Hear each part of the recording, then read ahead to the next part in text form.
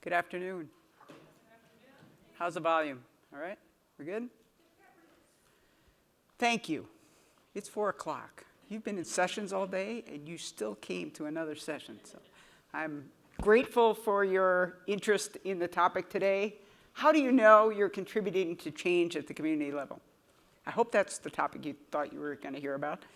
And I invite folks in the back, if you want to come closer to your friends in the front, that's great too, but no need. My name is Brooke Finn. I work at NeighborWorks America. We're an affordable housing and community development intermediary that works nationwide. We're thrilled and proud to have 3 of our network affiliates here in the state of Washington, 2 in Seattle, Homesite and the Low Income Housing Institute, and 1 based here in Spokane, Community Frameworks. We work at NeighborWorks both with 246 members of our affiliate network, as well as we provide training and some other capacity building services nationwide to other nonprofit organizations as well. So I am thrilled to join you this afternoon, and I'd love to know a little bit more about who's in the room. How many of you actually work for a community-based organization providing community services? Just raise your hand. Cool. How many of you work for a state or local government agency? All right. How many of you are like in the capital business? You're the money people behind all this stuff. Oh, they didn't come to this session. All right. That's discouraging. Who did I leave out? What other kinds of organizations are here today? Developers, of course, affordable housing developers. My apologies. Yes, this is a housing conference, affordable housing developers. How many here? Great. Hopefully we'll find that this topic interests all of you. Let's get my clicker going here. Let me just start by saying what I plan to cover today, and we can spend more or less time on any of these aspects as they're of interest to you. I'd like to spend a little time talking about why we want to measure community impact, why is it important, why bother. Then we want to get into this gnarly topic of what would you measure if you were trying to measure change at the community level. And then if we get over that hurdle, we have to figure out how we would actually do that. And then I'd like to talk about findings and use of measurement of community impact that we've done with members of the NeighborWorks network, a project we call Community Impact Measurement. I'm going to use the acronym SIM, so I don't stumble over those words a million times this afternoon. So if I say SIM, it means Community Impact Measurement. Are there other things that you thought we were going to cover here today that maybe I can make sure we tackle? All right. Fasten your seatbelts. Here we go. Why is it important to measure community change? For us at NeighborWorks, it really was fundamental. NeighborWorks was founded 45 years ago, chartered by Congress to revitalize disinvested neighborhoods. And so this basic concept of the end change should be at the neighborhood level was really always part of NeighborWorks. And yet we were many years into delivering on that charge without a really effective way of knowing whether communities were changing. We had lots of data on housing units, investment in communities, people participating in activities. We were really challenged to say, are we moving the needle in communities? And we really had to wrestle with how would we do that. I'm curious if there's anybody else who's stumbled on that challenge and would like to share sort of why it's important to you to measure community change. All right, it's late in the day. For us, I work for a state agency. For us, measuring change, hopefully beneficial, positive change, is a way to continue to have the resources and the funding so that you can continue to do the work. Absolutely. Absolutely. It's important to measure change because if you can show results, you're more likely to continue to get investment. So the resources are a key part of why it's important to do this kind of measurement. Yeah?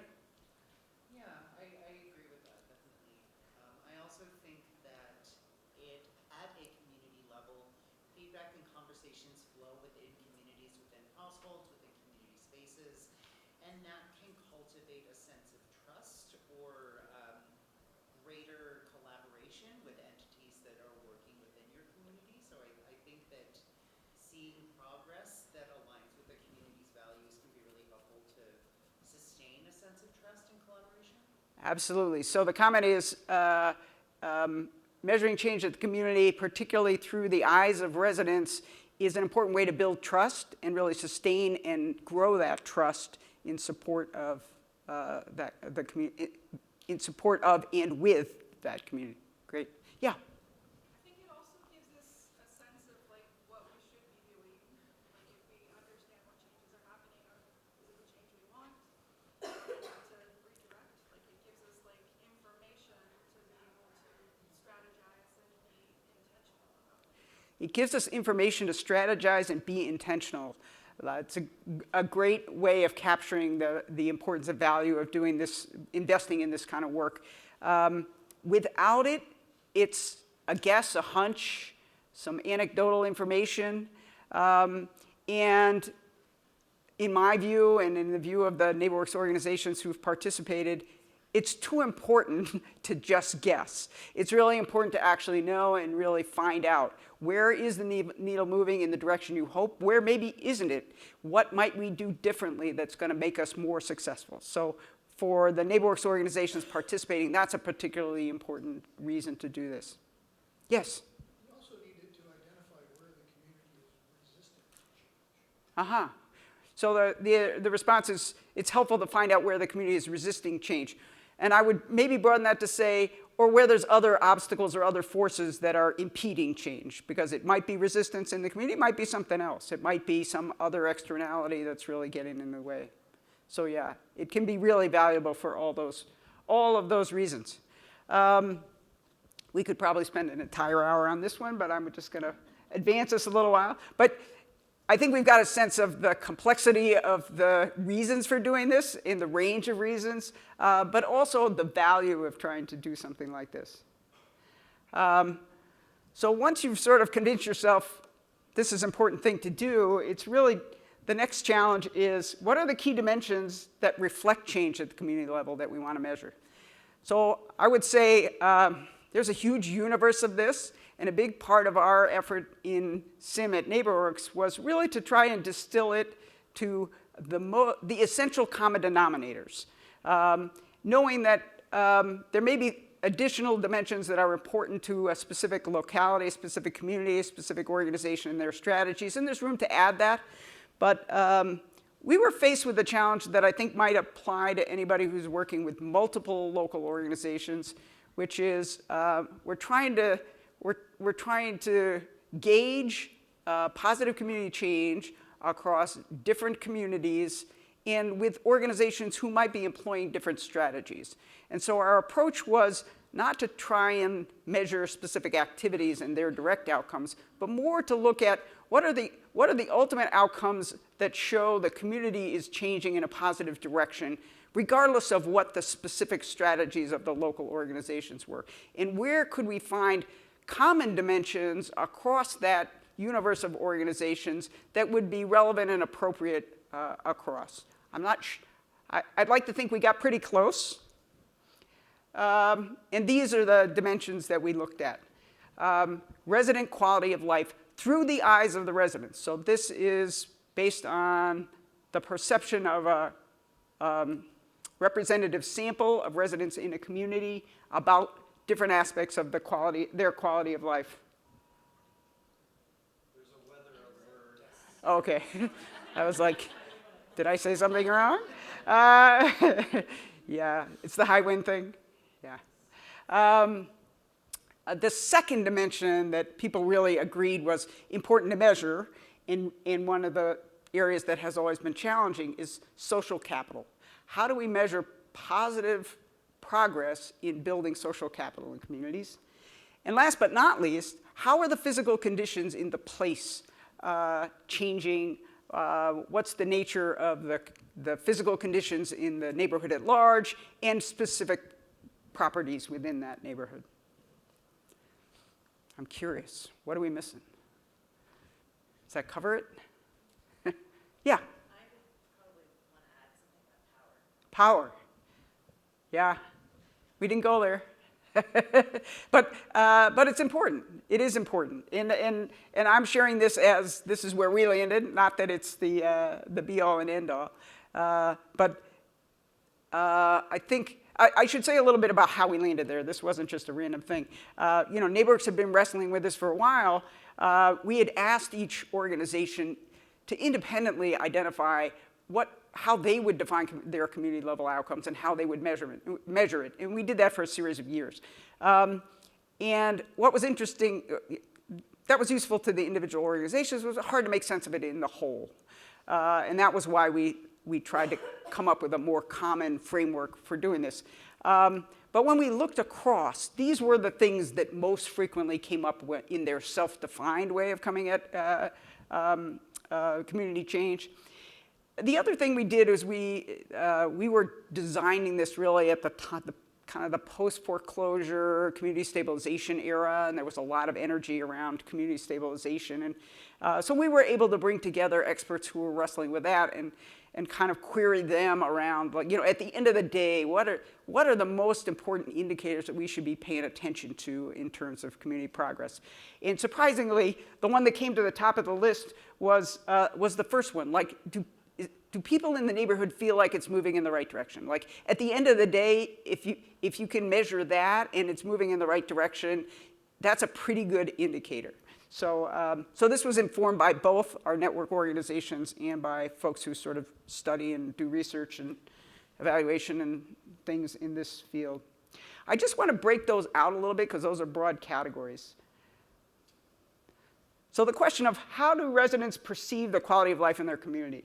These are the main areas that that are sort of embedded in that.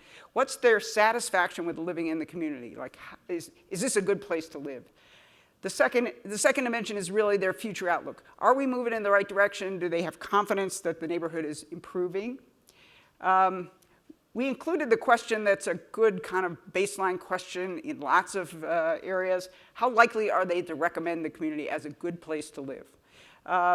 And last but not least, we were encouraged to include safety because it's such an important dimension of how people experience their communities. So that's really the bundle of things that are in that resident quality of life category. To answer the question, how strong is social capital in these communities? These are really the components that are embedded there. Do residents feel they can make a positive difference in the community? Like, is there a sense of efficacy that they can actually influence positive change? How willing are residents to be involved in making those positive changes?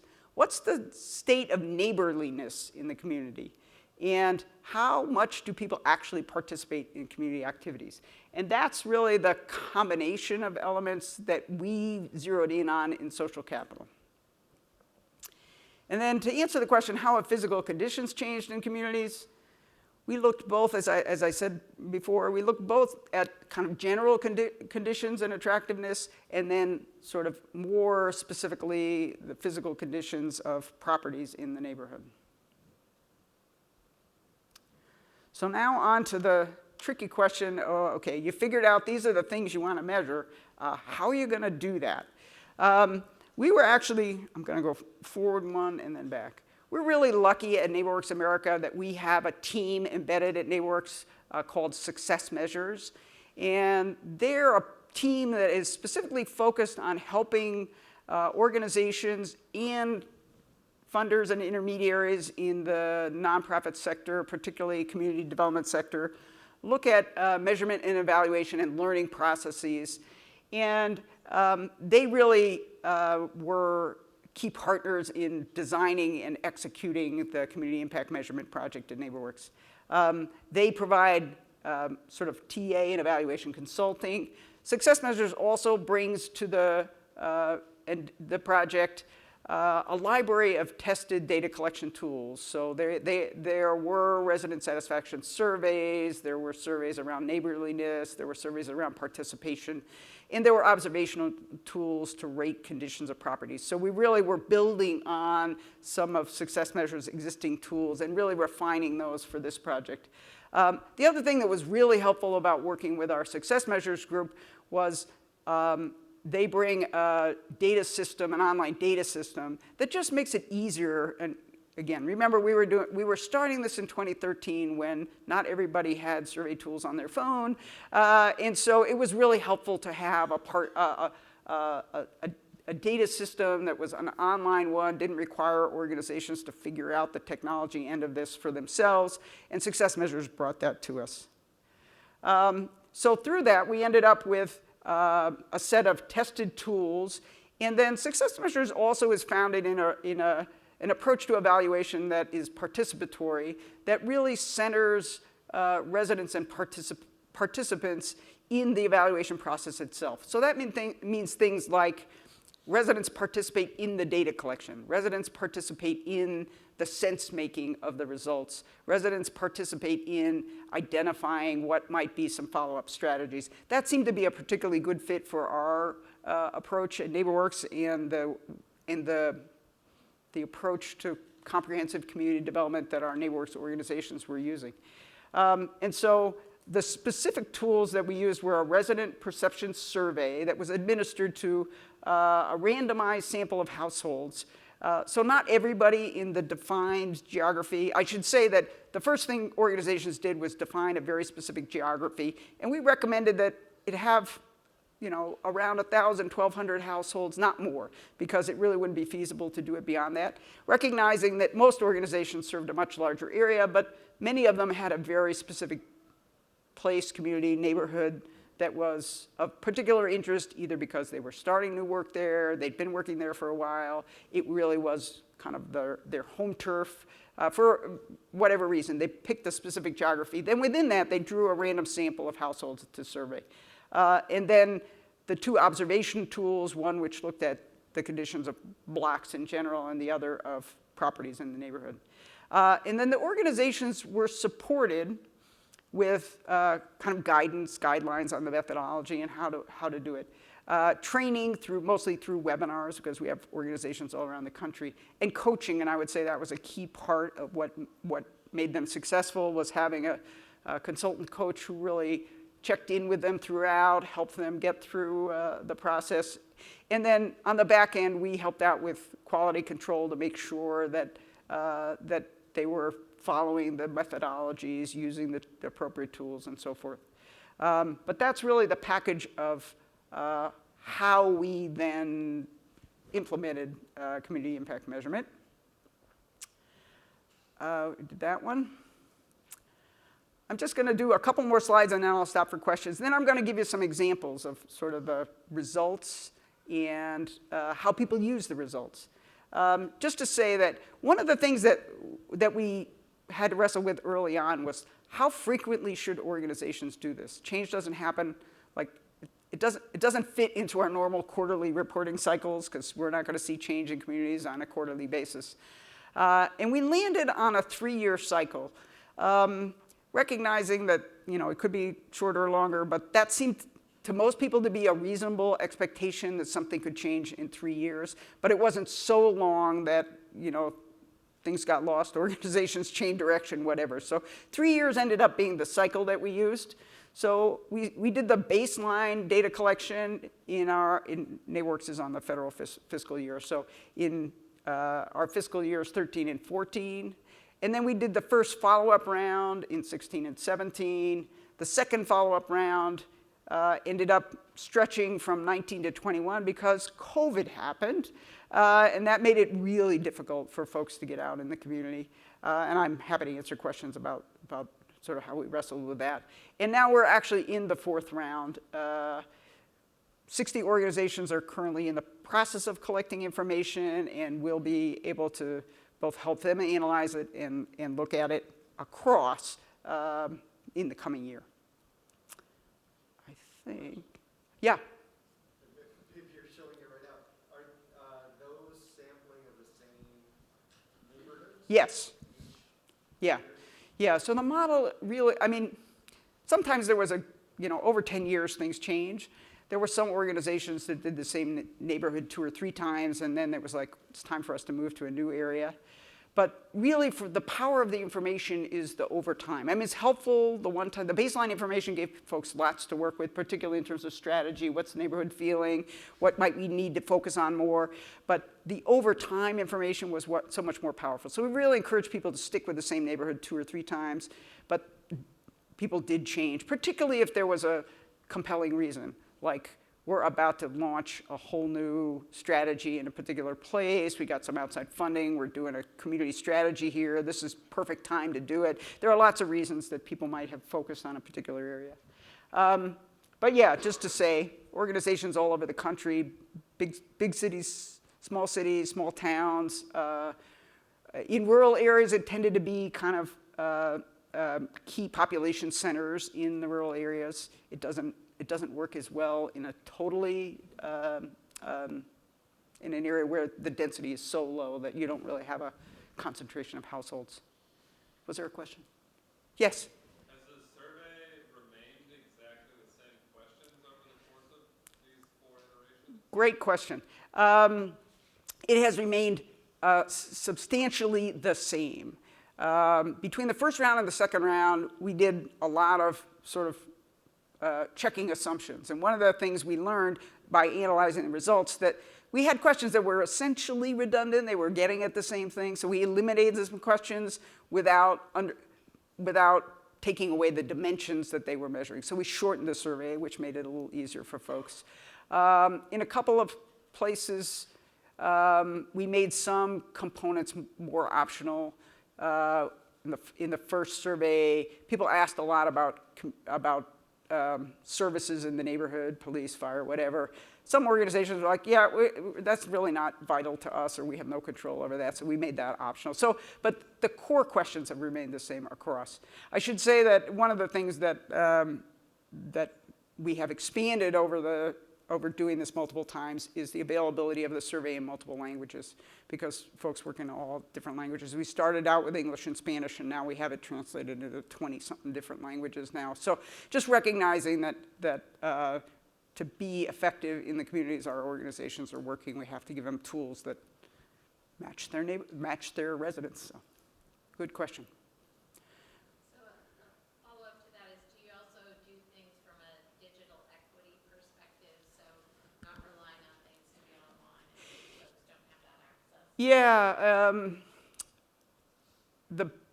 the main way that organizations collect this data is actually door-to-door surveying. Particularly in COVID, Success Measures has online survey capabilities, but we really weren't encouraging people to use it for a variety of reasons. But during COVID, we used it a little bit more, and so now some organizations are continuing to use it. But it's always a multiple option kind of thing. A lot of times they'll do direct door knocking. They'll leave a card with a QR code saying, could you fill, if you want to fill this out, or call us. Or they'll leave a copy of the thing and say, mail it back. Like they give people multiple options to try and make sure that we're not creating barriers to people participating. And I will say that part of the coaching is really helping organizations check their respondents against the general demographics of the community, not just racial and ethnic, but age, owners and renters. So they're what parts of the neighborhood are responding. So they're really trying to make sure that they're not just hearing from people on this side of the street and not the other side of the street, or this part of the neighborhood and not that part, or people who have access to technology and not people who don't, or not just seniors because they're home during the day and not families because they're busy working. So yeah, we really make an effort to try and even it out. Yeah? What's the target percentage of the population that you hope to reach in the survey? Like, what's your critical mass? Yeah, so we work with our statistician partners to sort of come up with like what's the magic number. Because we've encouraged folks to keep the total household count relatively low, we ask organizations to get at least 200 responses. And I'm not a statistician, but that's really based on a 90% confidence interval, which is pretty good. So that's it. Some do way more. Sometimes it's a challenge to get to 100.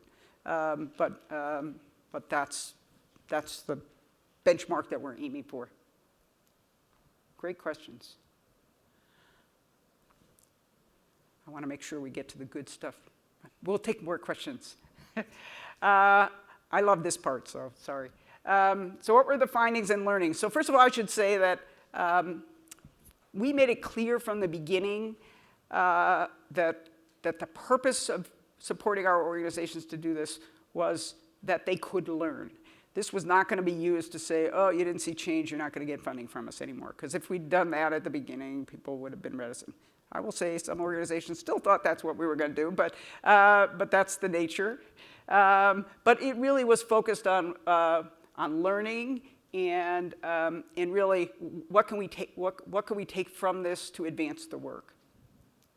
And then I will say that we were really intentional about, because it is a lot of work to do this. I don't want to minimize the amount of effort that the local organizations had to make.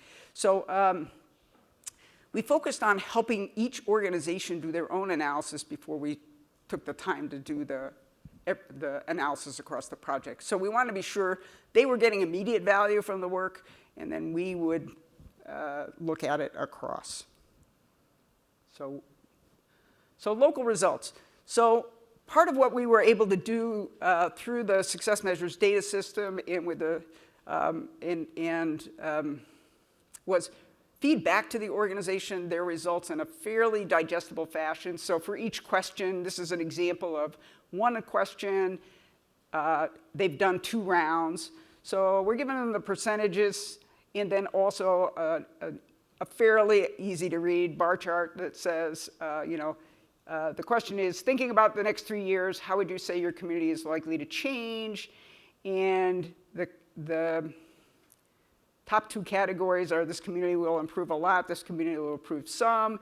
And you see that between the baseline year and the second time, that's expanded. So you're seeing, they're fairly able to see quickly, oh, there's some change here. That isn't true across every question that they're going to ask, but we were able to give them kind of a summary of each question so that they could sort of dive into where is there some interesting key findings. This happened to be an organization in Western Vermont, working in Rutland. And when they did the baseline, they heard a lot from residents that wasn't okay. Some of it was around drugs and safety in the neighborhood.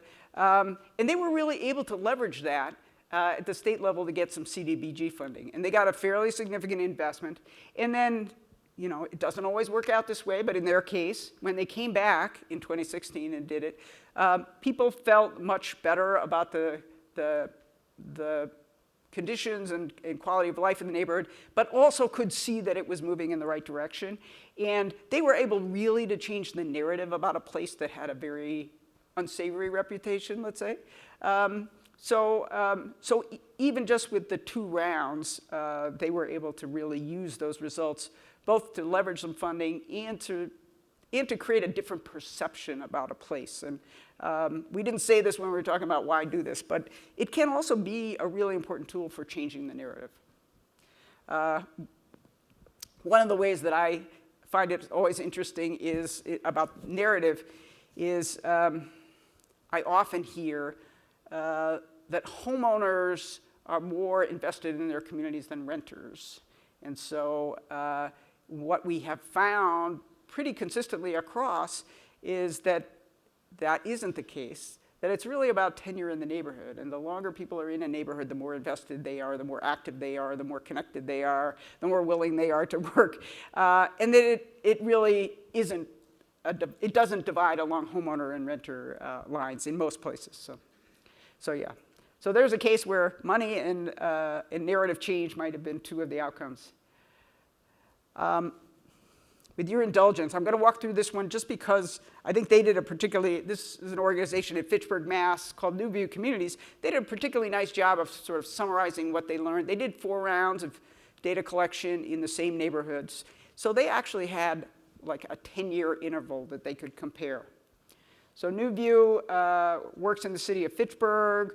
They have a very specific neighborhood revitalization focus. They work with a bunch of partner agencies in Fitchburg. Here's a little bit about the neighborhood they're working in. And the questions they were asking are we making a difference in terms of satisfaction and confidence? Are respondents satisfied with the neighborhood and confident in its future? In terms of empowerment, do respondents feel they can make a positive difference? And are the majority willing to get involved to improve their community? In terms of neighborliness, are residents engaged in neighborly safety? Do residents feel safe? And again, the physical conditions and attractiveness. Is the neighborhood attractive? And their framing of it is, do people demonstrate pride in their homes and neighborhood? So they interpret the property and block conditions really as evidence of pride in the neighborhood. In their particular case, they found that satisfaction increased between their first time doing it in 2013 and their most recent time in 2023.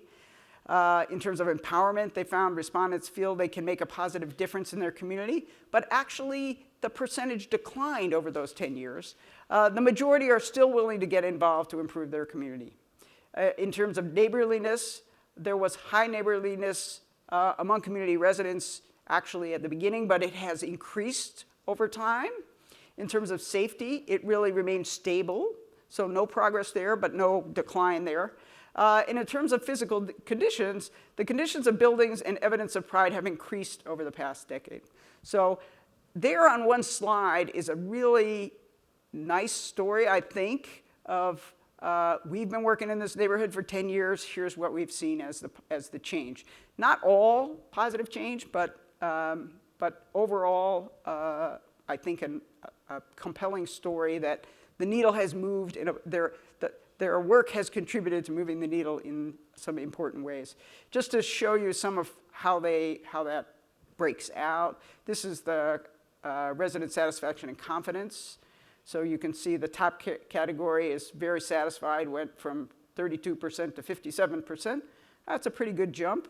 In terms of proportion of residents who would recommend, again, a fairly significant jump from 29% to 54% in the definitely would recommend.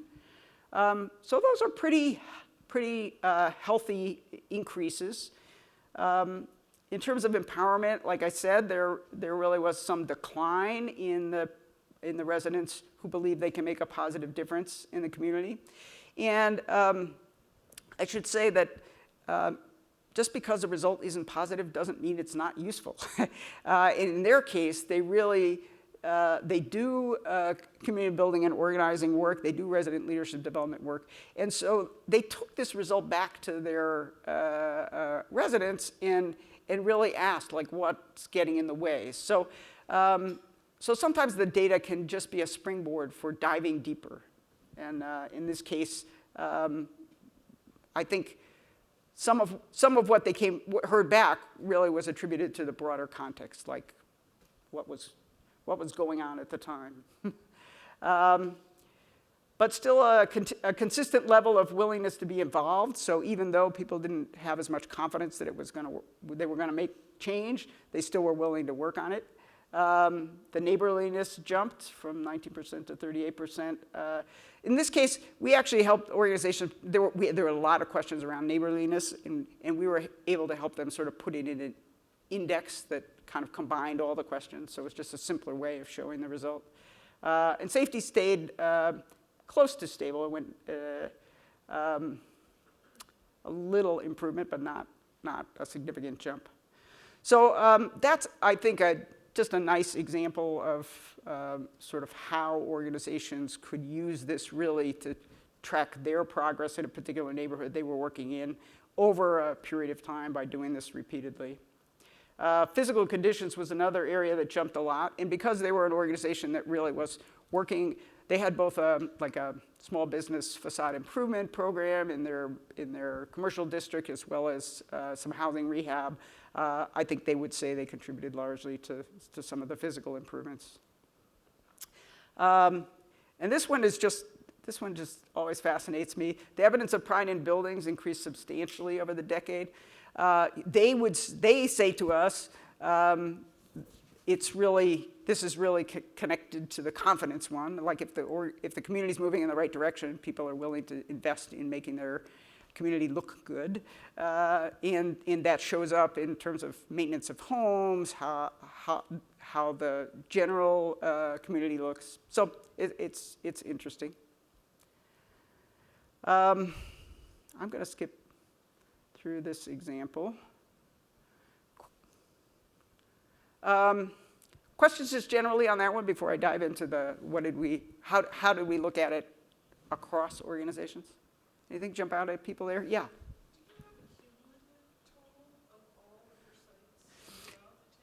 I'll get to our project-wide analysis next. I would just say, without trying to get too wonky on this, we didn't roll up all the responses because each community did it separately. So what we looked at is what percentage of organizations saw certain kind of results. So I'll share that in a second. Yeah. Did they track any statistics if they surveyed the same person that lived there for the span? Yeah, it's a good question. In terms of the properties, they did compare the same property to the same property. In terms of the survey, because we were using a randomized sample, it wasn't the same households. But because it was a representative sample, it should still be a valid comparison. Yeah. I'm curious how these results over time were affected program tweaks or changes. Yeah. I'm hoping we'll get to that because we just did our 2-year residence survey for the city I work for. Uh-huh. Some of like neighborliness, we called it sense of belonging. Yep. Came up as a big thing that affects sense of safety. Uh-huh. But we're a city government, we're like, I don't know how to make you talk to your neighbors. Yeah, I would say we had lots of really good examples. Some of the easy. Well, I'll share one at the end about where an organization really found that satisfaction decreased between the first time and the second time, and they were like, something's going on, and they actually mapped the responses in the neighborhood, and they saw that the predominance of less satisfied people all lived in one particular part of the neighborhood, which happened to be a public housing authority property that was a problem.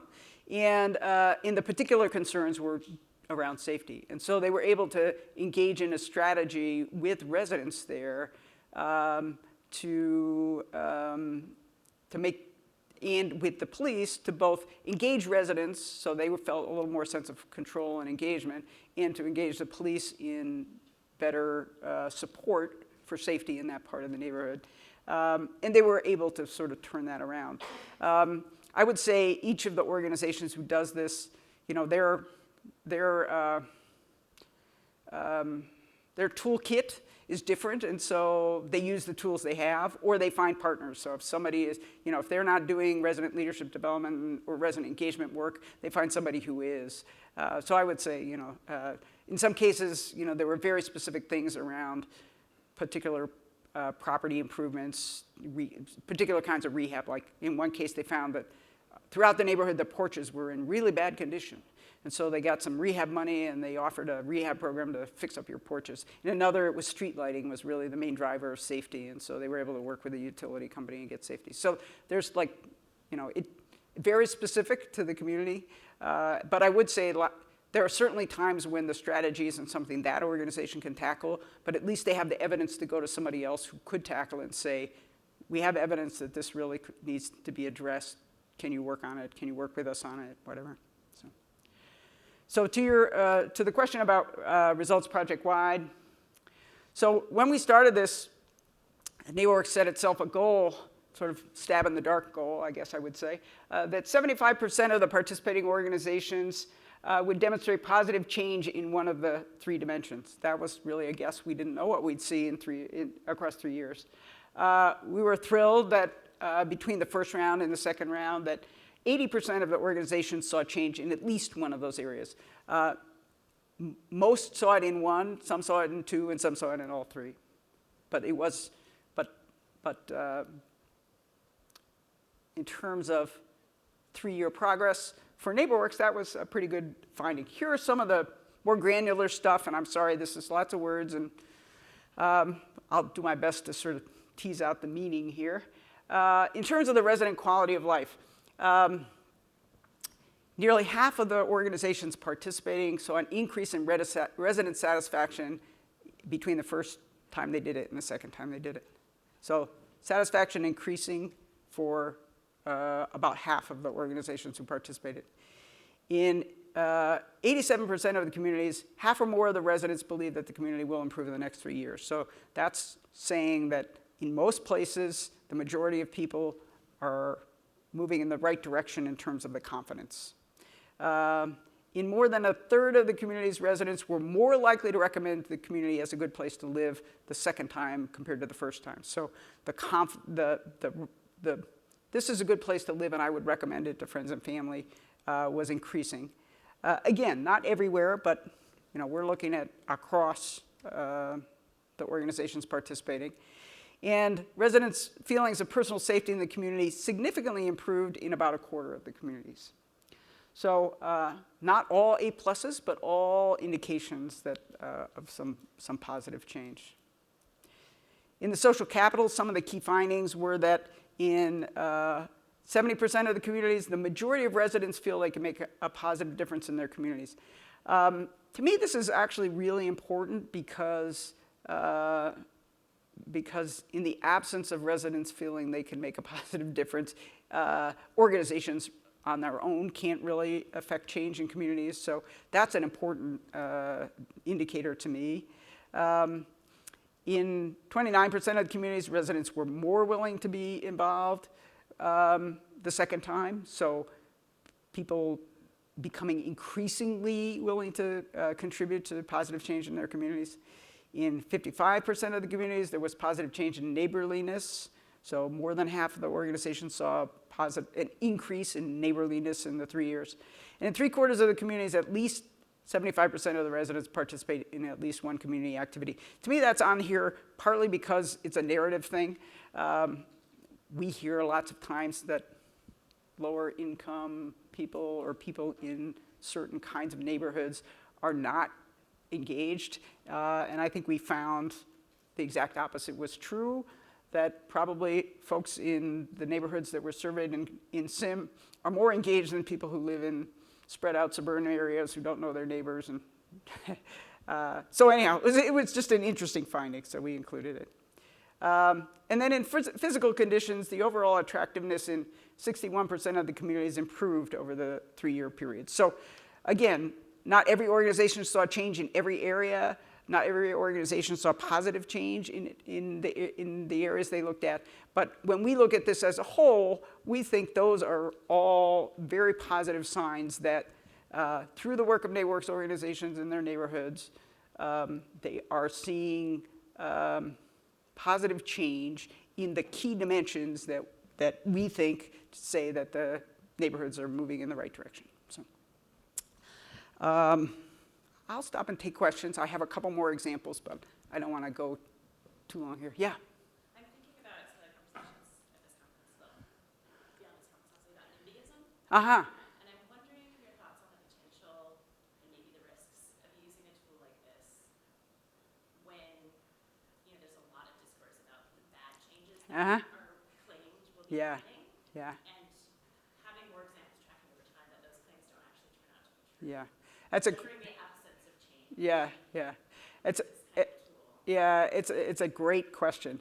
One of the organizations in the NeighborWorks network in rural Virginia is a big rental, focuses on rental, owning and managing rental properties, affordable rental properties. Some of it is development. And they acquired a cluster of rental properties in a particular town. And they chose to do this in that community. They did the baseline when they came in, and they did a follow-up. And they also surveyed residents in the surrounding community. So it wasn't just the residents in their properties. And they were able to show that quality of life for people around their affordable rental properties improved because they came in and managed the properties well, provided appropriate services to residents in the community, and they used that like crazy everywhere else that they wanted to acquire properties to say, trust us, when we come in and own and manage affordable rental properties, we're actually going to improve your community, the opposite of the NIMBY argument.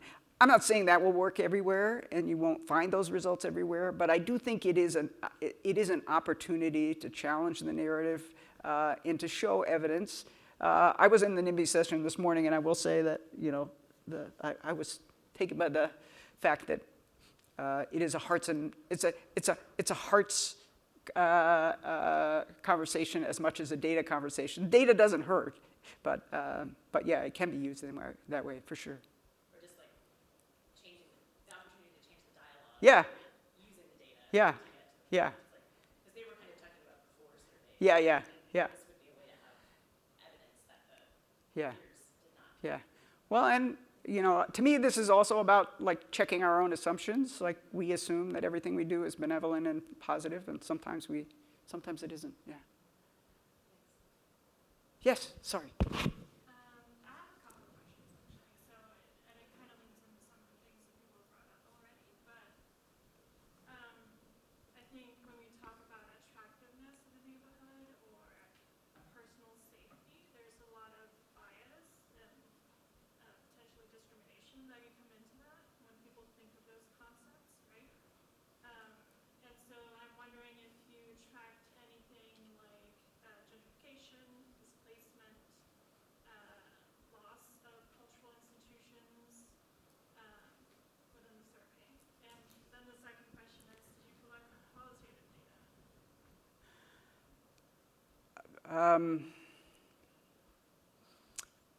So I'll answer the second question first. Yes. A lot of these also have open comments that that really inform the analysis by the local organizations. We haven't spent a lot of time trying to analyze that across, but it is really useful to the individual organizations. The question was both about potential bias in the attractiveness and safety questions, and then also qualitative information. I should say a little bit about the methodology on the attractiveness. We don't impose a particular definition of attractiveness. We provide a way for each local organization to train its data collectors to be consistent in how they define attractiveness. So it's actually defined by them, not by us. But we do insist that in the evaluator's language, there's inter-rater reliability, that one person doesn't rate something attractive and then a different person rate the same thing unattractive. So it is actually a way for the organizations conducting the evaluation to talk about things like what's attractive for us. I won't say that it neutralizes the impact of gentrification, but I think it is. We've made the effort to not impose a standard definition of what attractiveness is, but to give the organization support to come up with a consistent way that they're going to do that in their area. I think I answered the qualitative information. The safety question, there's a series of safety questions, so it's not just one question. And it's, how safe are you walking in the day? How safe are your kids coming home from school? Like, they're more scenario-related questions. It's perception information. So yeah, it tells us how safe people feel, which is often very different than what crime statistics say or don't say about a particular place.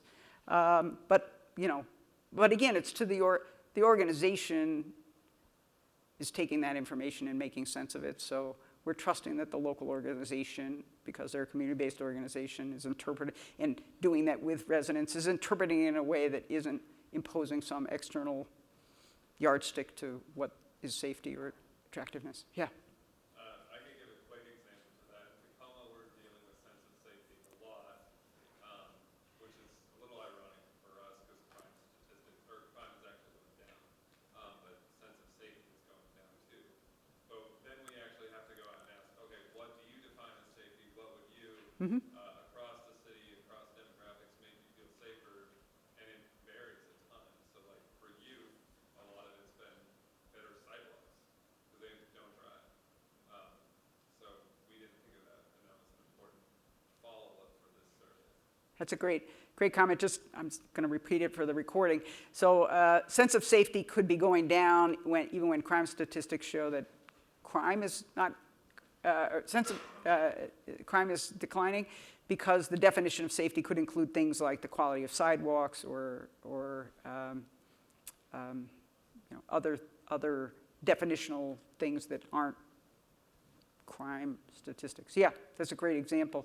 And it is one of those places where the follow-up question, what are your specific concerns, gives the local organization information about what that is. Is it the gang on the corner? Is it the condition of the sidewalk?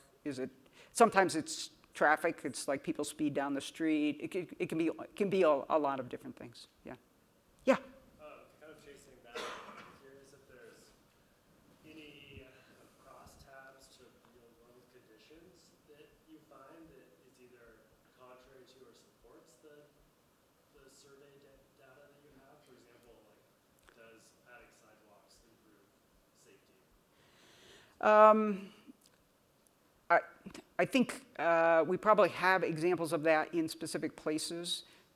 We didn't really come at this to try and make the case for any particular interventions. I would say a couple that have come up fairly frequently, street lighting is a huge one, like that has come up in multiple safety situations where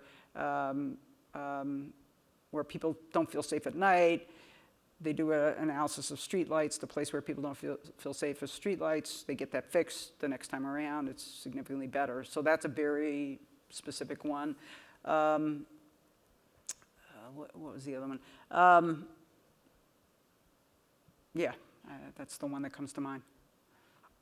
Yeah. Do you remember how many different languages this survey was conducted in? Did you keep track of? Yeah, I want to say it's 20-ish.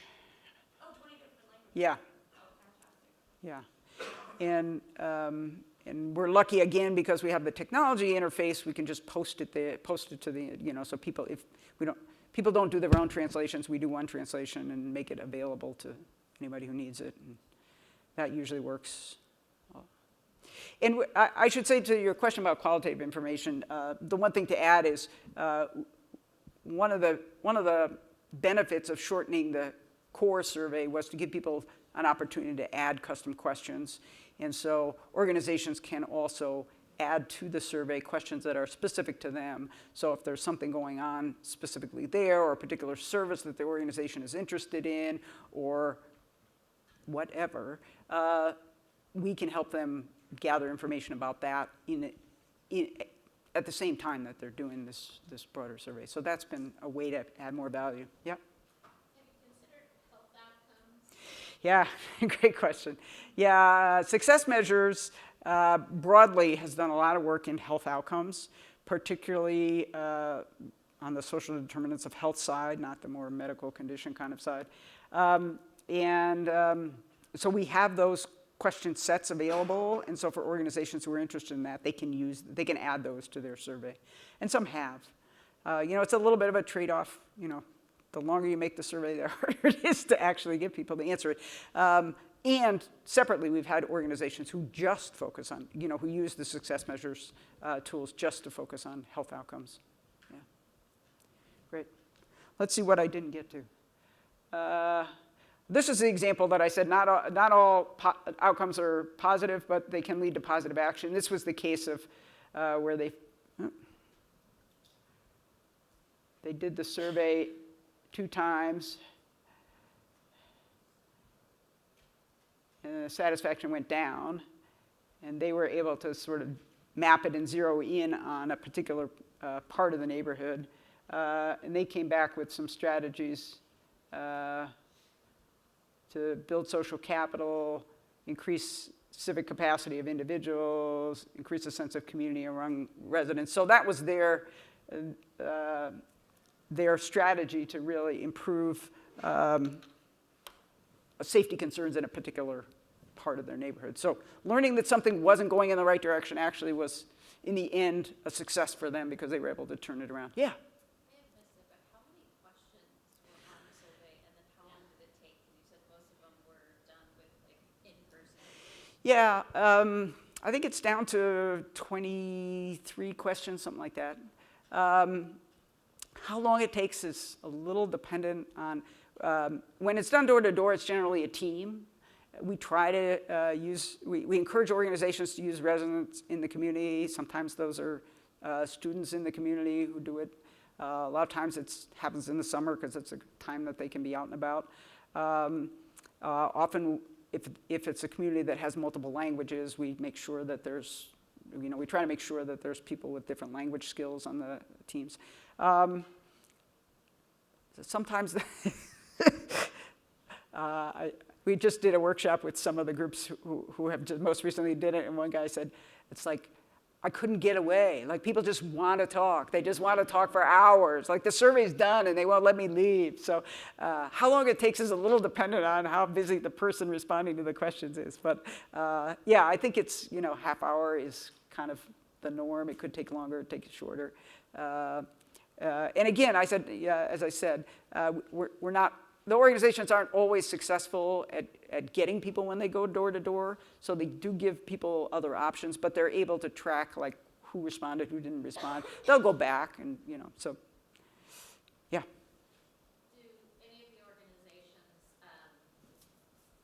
do any reimbursement or acknowledgement of people's time, like gift cards? Yes, absolutely. Two things. We give the organizations a small grant. It's really a small grant. They remind us it's a small grant. Just to defray some of the costs of doing it. So publicizing the survey is an important thing. You can't just go out and door knock. You have to let people know that it's coming, what it's for, who it's by, how they're going to be involved, that they're going to hear the results. So there's a whole marketing cost to it. We do encourage groups to give stipends to their data collectors, not a per survey stipend, but for your time kind of stipend. And then they do a variety of incentives for respondents. Sometimes it's everybody who responds gets something, like a gift card to the local grocery store or something like that. Sometimes it's a drawing for something more significant. There are a bunch of different ways that folks, they sort of figure out what they think is going to work for their particular residents and community, but definitely incentives for response is a good thing that we found, really. And it's, you are asking of people's time and energy. It's an appropriate thing to do. Yeah. So these are all like long-term impact measures Uh-huh. that are affected by more than just what these organizations are doing. I'm curious how they have taken these measures and translated them into their own program output measures and then the outcome measures of those programs. Yeah. Yeah, a parallel project that we have is working with the organizations in the NeighborWorks Network on their theory of change around comprehensive community development. And when we're able to work with them in that way, they're able to define, like, for this program, these are the specific program outcomes, short-term and medium-term. And then SIM kind of comes in as the, this is the longer-term outcome across the different programs and services that we're doing. So yeah, we do work with them on that. We don't,